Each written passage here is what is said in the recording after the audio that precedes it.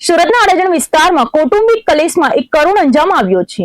અડાજણની સન રેસિડેન્સીમાં રહેતા એક નિવૃત્ત પતિએ પોતાની પત્નીની લોખંડના હથોડા વડે હિંસક હત્યા કરી નાખી છે। સુરતના પોસ્ટ ગણાતા અડાજણ વિસ્તારની સન રેસિડેન્સી આજે લોહિયાળ બની હતી। અહીં રહેતા 62 વર્ષીય દિનેશ પરસોત્તમભાઈ પટેલે પોતાની પત્ની તૃપ્તિબેનની કરપીણ હત્યા કરી નાખી છે। દિનેશભાઈ છેલ્લા 1.5-2 વર્ષથી નિવૃત્ત જીવન જીવી રહ્યા હતા અને કોઈ કામ ધંધો ન કરતા હતા, જેના કારણે ઘરમાં જમવા જેવી નાની બાબતોમાં પતિ પત્ની વચ્ચે સતત તકરાર રહેતી હતી। આરોપી દિનેશ પટેલના મનમાં એવી વાત ઘર કરી ગઈ હતી કે નિવૃત્તિ બાદ પરિવારમાં અને ખાસ કરીને તેની પત્ની દ્વારા તેને પૂરતું માન સન્માન આપવામાં આવતું નથી। સતત અપમાનિત થવાની ભાવના અને માનસિક તણાવમાં આજે ઝઘડો ઉગ્ર બનતા દિનેશે લોખંડનો હથોડો ઉઠાવ્યો હતો અને પત્ની તૃપ્તિબેનના ચહેરા તેમજ કપાળ પર જોરદાર ઘા ઝીકી દીધા હતા। ગંભીર ઈજાઓને કારણે તૃપ્તિબેનનું ઘટના સ્થળે જ કરુણ મોત નીપજ્યું હતું। ઘટનાની જાણ થતા અડાજણ પોલીસ દોડી આવી હતી અને હત્યારા પતિની ધરપકડ કરી કાયદેસરની કાર્યવાહી હાથ ધરી છે। તારીખ 27/2/2026 ના રોજ આનંદ મહેલ રોડ અડાજણ ખાતે આવેલ સન રેસિડેન્સીમાં તૃપ્તિબેન પટેલ 54 વર્ષની ઉંમરના છે, તેઓની હત્યાનો બનાવ બનેલ। ઘટનાની જાણ થતાં અડાજણ પોલીસ સ્ટેશનથી પોલીસ કાફલો ઘટના સ્થળે દોડી ગયેલ અને સમગ્ર બાબતની તપાસ કરતા મૃતક તૃપ્તિબેનની હત્યા તેઓના જ પતિ દિનેશભાઈ પટેલ દ્વારા કરેલ હોવાનું પ્રાથમિક તબક્કે જાણવા મળેલ।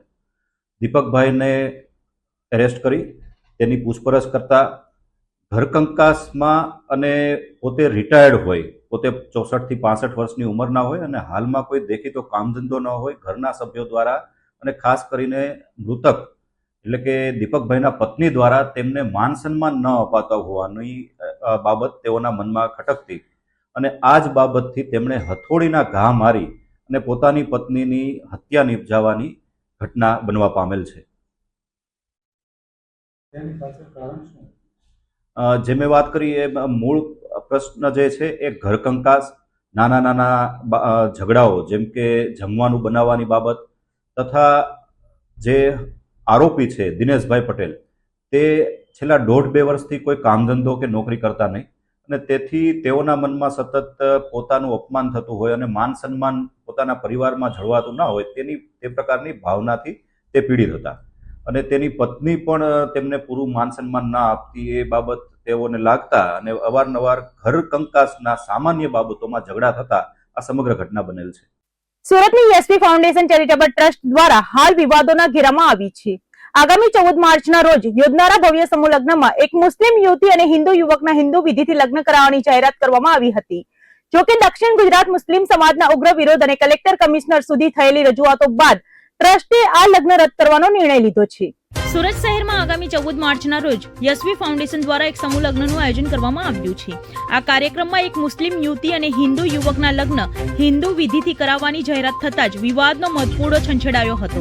દક્ષિણ ગુજરાત મુસ્લિમ સમાજ દ્વારા આ બાબતે સુરત કલેક્ટર અને પોલીસ કમિશનરને લેખિતમાં ઉગ્ર રજૂઆત કરવામાં આવી હતી। મુસ્લિમ સમાજનો આક્ષેપ છે કે કોઈ પણ વ્યક્તિને પોતાની મરજી મુજબ લગ્ન કરવાનો અધિકાર છે, પરંતુ સમૂહ લગ્નના જાહેર મંચ પરથી મુસ્લિમ યુવતીના હિન્દુ વિધિથી લગ્ન કરાવવા તે ગુજરાત ધર્મ સ્વાતંત્ર્ય સુધારા અધિનિયમ 2021નું શરેઆમ ઉલ્લંઘન છે। આ પ્રકારના આયોજનથી શહેરની શાંતિ અને ભાઈચારાના વાતાવરણમાં ખલેલ પડી શકે તેવી ભીતિ પણ વ્યક્ત કરવામાં આવી હતી। ચારેય બાજુથી વધતા દબાણ અને કાયદાકીય ગૂંચવણોને ધ્યાનમાં રાખીને આખરે યશવી ફાઉન્ડેશન દ્વારા આ યુગલના લગ્ન સમૂહ લગ્નમાં નહીં કરાવવાની જાહેરાત કરવામાં આવી છે। બીજી તરફ સૂત્રો દ્વારા મળતી માહિતી મુજબ યુવક અને યુવતી હજુ પણ લગ્ન કરવા માટે મક્કમ છે, પરંતુ હવે આ લગ્ન જાહેર મંચ પરથી હિન્દુ વિધિ મુજબ નહીં થાય।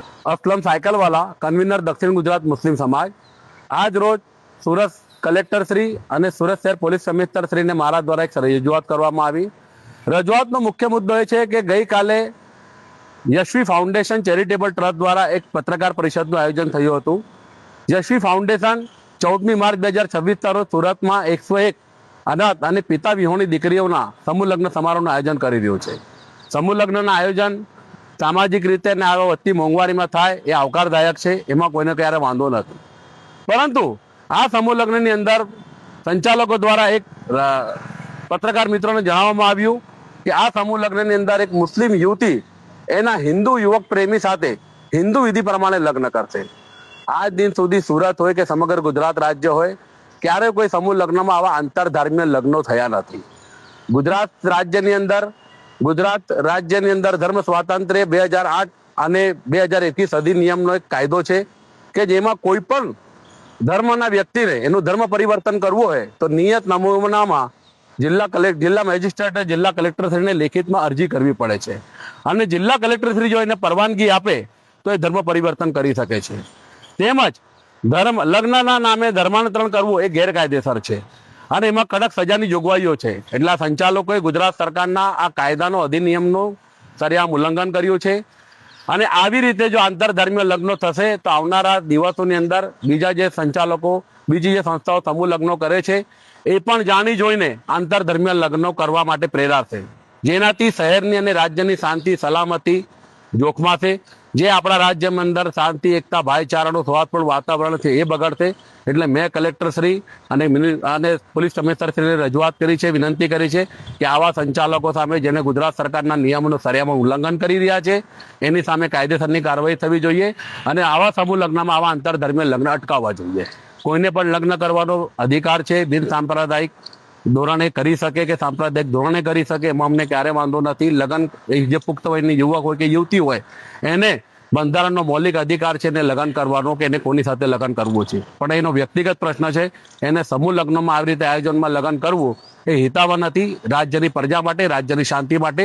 એટલા માટે મેં કલેક્ટરશ્રી અને એમને રજૂઆત કરી છે કે આ બાબત યોગ્ય નથી, એની સામે કાયદેસરની કાર્યવાહી થવી જોઈએ. સુરત જે મિની ભારત તરીકે જાણીતું છે ત્યાં અત્યારે હોળી ધૂળેટીના પર્વનો ઉત્સાહ ચરમસીમાએ જોવા મળી રહ્યો છે. ખાસ કરીને ઉત્તર પ્રદેશ અને બિહારના લાખો શ્રમિકો પોતાના વતન જવા રવાના થયા છે. સુરતના ઉધના રેલવે સ્ટેશન પર અત્યારે માનવ મહેરામણ ઉમટ્યું છે. મુસાફરોની ભારે ભીડને જોતા રેલવે પ્રશાસન અને પોલીસ દ્વારા ચુસ્ત બંદોબસ્ત ગોઠવવામાં આવ્યો છે.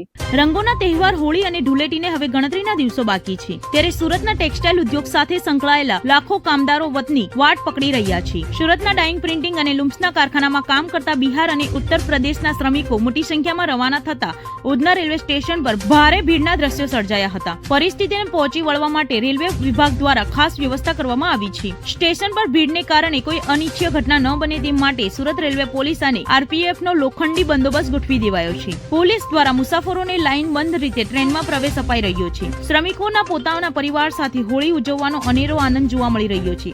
સુરતના કાપડ માર્કેટ વિસ્તારમાં ફરી એકવાર આગની ઘટનાથી દોડધામ મચી ગઈ છે. શહેરના કમિલા દરવાજા સ્થિત મિલેનિયમ 1 માર્કેટની એક દુકાનમાં ભયાનક આગ લાગી હતી. ઘટનાની જાણ થતાં જ ફાયર બ્રિગેડનો કાફલો ઘટના સ્થળે પહોંચી ગયો હતો અને આગ પર કાબુ મેળવવાની કામગીરી તેજ કરી દેવામાં આવી હતી. સુરતના ટેક્સટાઇલ હબ ગણાતા કમિલા દરવાજા વિસ્તારમાં આવેલી મિલેનિયમ 1 માર્કેટમાં આજે વહેલી સવારે આગ લાગવાની ઘટના બની હતી. માર્કેટની એક દુકાનમાંથી અચાનક ધુમાડાના ગોટે ગોટા નીકળતા જોઈને લોકોમાં ફફડાટ વ્યાપી ગયો હતો. ઘટનાની ગંભીરતાને જોતા તાત્કાલિક ફાયર વિભાગને જાણ કરવામાં આવી હતી. સૂચના મળતા જ શહેરના અલગ અલગ 4 ફાયર સ્ટેશનની ગાડીઓ ઘટના સ્થળે દોડી આવી હતી. ફાયર ફાઇટરો દ્વારા હાલમાં યુદ્ધના ધોરણે આગ પર કાબુ મેળવવા માટે પાણીનો મારો ચલાવવામાં આવી રહ્યો છે. પ્રાથમિક માહિતી મુજબ આ કયા કારણોસર લાગી છે તે હજી જાણી શકાયું નથી. સદનસીબે અત્યાર સુધી કોઈ જાનહાનિના સમાચાર નથી, પરંતુ માર્કેટમાં રહેલા કાપડના જથ્થાને કારણે આગ વધુ ન પ્રસરે તે માટે સાવચેતીના તમામ પગલાં લેવામાં આવી રહ્યા છે. કઈ રીતની પરિસ્થિતિ છે, કઈ જગ્યા પર આગ લાગી હતી અને કેટલી ટીમ? અત્યારે હાલમાં પરિસ્થિતિ અંડર કંટ્રોલ છે. લગભગ કલાક 2 કલાક જેવો હજી કુલિંગ કામ નહીં ચાલશે. અત્યારે હાલ સંપૂર્ણ કંટ્રોલમાં છે, છતાં પણ કામગીરી અત્યારે ચાલુ છે. કઈ રીતે આગ લાગી હતી? આગનું કારણ કશું જાણવા મળેલ નથી. કોઈ અંજાન વ્યક્તિ દ્વારા ફાયર કંટ્રોલમાં ફોન કરવામાં આવેલો હતો અથવા કદાચ દુકાનના કોઈ માલિકે ફોન કરેલો હોય, જેને ધ્યાને લઈ અને ઘટના સ્થળ પર પહોંચી વધારે પ્રમાણમાં ફાયર વ્હીકલની જરૂર હોય બીજી ફાયર સ્ટેશનને જાણ કરતાં બીજી બધી ગાડી ઘટના સ્થળે આવી અને BS સેટ પહેરી અને કામગીરી ચાલુ કરેલ હતી. પણ અત્યારે હાલ જે આગ છે એ કાબૂમાં છે. કેટલી દુકાનમાં આગ? હજી બસું કશું જ ખબર નથી, કારણ કે જ્યારે કોલ મળેલો ત્યારે દુકાનો બંધ હતી. એટલે હવે આગ ઓલવી ગયેલા પછી 1 બાય 1 दुकान खोली પછી જ ખબર પડશે કે કેટલી દુકાનમાં આગ હતી, કેટલું નુકસાન છે, શું છે. समझ लगभग विकास ये मिलेनियम 1 है और ऊपर अपने सेकंड फ्लोर पे अपना लगभग H ब्लॉक में और लास्ट HTM साइड वहाँ पे लगभग 4418 19 नंबर कुछ बताया जा रहा है. वहाँ पे आग के मतलब कुछ ज़्यादा ही ऐसे अपने को धुआं और वगैरह दिख रहा है ऐसे. लगभग समझो ना, मैं 10:30 बजे भी मार्केट पहुँचा हूँ और लगभग ऐसा लग रहा है कि 9:50 या 10 बजे करीबन लगी होगी. और फायर ब्रिगेड लगभग अभी समझ लो 15 से 20 मिनट पहले इनका जो भी आई है गाड़ियाँ. हमारी शॉप नीचे आई ब्लॉक में है अपने फर्स्ट फ्लोर पे. मैं ओनर हूँ, मेरी दुकान में आग लगी. लगभग 10:30 बजे के आजू बाजू. क्या कहोगे, कितनी भयानक आग है? एक्चुअली मैं तो घर पे था, वो एक भाई आए तो उन्होंने दुकान खोला था और थोड़ी देर बाद उनका कॉल आया कि दुकान में आग लग गई है। अब शॉर्ट सर्किट है या क्या वो मुझे मालूम नहीं। फिर उन्होंने फायर ब्रिगेड को वगैरह कॉल किया तो वो सब समय पर आ गए। अभी तो अंदर जा भी नहीं सकते, इतना वो ऐसा लग रहा है, बहुत धुआं है और दम घुट रहा है, तो हम जा नहीं पा रहे हैं। अब क्या पता, क्या फायर ब्रिगेड वाले काम कर रहे हैं, अपना पुलिस प्रशासन भी काम कर रही है, मार्केट के एसोसिएशन भी काम कर रहा है। अब हम जा नहीं सकते अंदर, तो क्या पता है। हाँ, हमारी शॉप है। मैं काम करता हूँ यहाँ पे एच 22-23 में। और पता नहीं, अभी मैं भी नीचे हूँ, मालिक कुछ पता नहीं है, वो आइडिया नहीं है। સુરત મહાનગરપાલિકાના ભ્રષ્ટ અધિકારીઓ પર એસીબીનો સકંજો વધુ મજબૂત બન્યો છે. છેલ્લા ઘણા દિવસોથી ફરાર રહેલા મનપાના વર્ગ 1 ના અધિકારી વિપુલ ગણેશવાલા આખરે હાજર થયા છે. ચોંકાવનારી વાત એ છે કે રૂપિયા 1.60 લાખનો માતબર પગાર ધરાવતા અધિકારી એક કુખ્યાત ગુનેગાર સાથે મળીને લાંચનું નેટવર્ક ચલાવતા હતા. વલસાડ અને અન્ય જિલ્લાઓના મંદિરોમાં આશરો લઈને છુપાતા ફરતા ગણેશવાલાની હવે આકરી પૂછપરછ શરૂ કરવામાં આવી છે. સુરત મનપા અધિકારી વિપુલ ગણેશવાલા અને કુખ્યાત ઇસ્માઇલ ઉર્ફ પરવાના વચ્ચેના મેળા પીપળાનો પર્દાફાશ થયો છે. ગત 20 ફેબ્રુઆરીથી એસીબીની બીકે ભાગતા ફરતા વિપુલ ગણેશવાલા વલસાડ સહિતના વિવિધ જિલ્લાઓના મંદિરોમાં આશરો લઈ રહ્યા હતા. આખરે દબાણ વધતા તેઓ હાજર થયા હતા. એસીબીની તપાસમાં જાણવા મળ્યું છે કે રૂપિયા 4 લાખની લાંચની રકમ લઈને તેઓ ફરાર થઈ ગયા હતા, જેની રિકવરી માટે તજવીજ હાથ ધરાઈ છે. તપાસ દરમિયાન અધિકારીના બેંક લોકરમાંથી સોના અને ચાંદીના દાગીના પણ મળી આવ્યા છે. વિપુલ ગણેશવાલા સાથે જેનું નામ જોડાયું છે તે ઇસ્માઇલ પરવાના કોઈ સામાન્ય વ્યક્તિ નથી, પરંતુ અનેક ગુનાઓમાં સંડોવાયેલો અને પાસા હેઠળ જેલની હવા ખાઈ ચૂકેલો રીઢો ગુનેગાર છે. પરવાના હાલ ભૂગર્ભમાં ઉતરી ગયો છે. એસીબીને શંકા છે કે આ જોડીએ અગાઉ પણ અનેક લોકો પાસે લાંચની માંગણી કરી હશે. હાલ એસીબીએ આ નેટવર્કના મૂળ સુધી પહોંચવા તપાસ તેજ કરી રહી છે. સર, કઈ રીતની તપાસ અત્યારે અધિકારી પકડાય છે એ છટકામાં શું કહેશો? ગઈ તારીખ 20 ફેબ્રુઆરીના રોજ એસીબીમાં કાર્યપાલક ઇજનેર વિપુલ ગણેશવાલા તથા એક પ્રજાજન ઇસ્લામ ઉર્ફ પરવાના વિરુદ્ધમાં ગુનો રજીસ્ટર થયેલો અને આ તપાસ ચાલી રહી હતી. આ દરમિયાન ગત રોજ લિંબાયત ઝોનમાં ફરજ બજાવતા કાર્યપાલક ઇજનેર વિપુલ ગણેશવાલા એ એસીબી સમક્ષ હાજર થયા છે અને તેઓની અટકાયત કરી આગળ તપાસ હાથ ધરેલી છે. આ કામના આરોપી પરવાના તથા આ ગણેશવાલા એ લગભગ સતત છેલ્લા ઘણા સમયથી આ સેમ એમોથી આવા ગુના આચરી રહ્યા હોય એવી સંભાવના છે. એ મુદ્દે તપાસ ચાલે છે. તેમજ આ કામનો જે સહ આરોપી છે ઇસ્લામ ઉર્ફ પરવાના, એની વિરુદ્ધમાં અલગ અલગ પોલીસ સ્ટેશનોમાં કુલ મારામારી અને ખંડણી જેવા બીજા અન્ય 6 ગુનાઓ પણ રજીસ્ટર થયેલા છે અને એમાં એ પાસા પણ ભોગવી ચૂકેલો છે. તથા આ કામના જે આરોપી છે ગણેશવાલા, એમના લોકરમાંથી જે સોના ચાંદીની જણસ મળેલી છે એ સંદર્ભના એવિડન્સ ચકાસણી ચાલી રહી છે.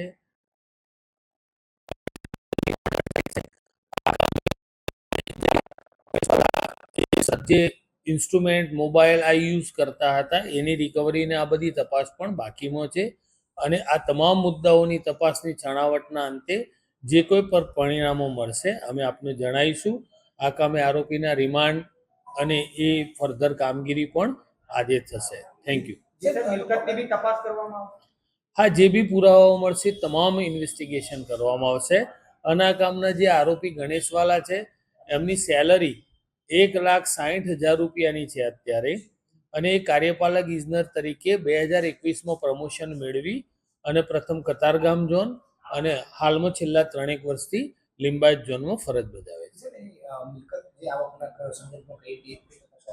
હા, એ જે બી પુરાવાઓ મળશે એમને જ્યારે જે એવિડન્સ મળશે એ મુજબ આગળની અમે તમામ તપાસ કરીશું.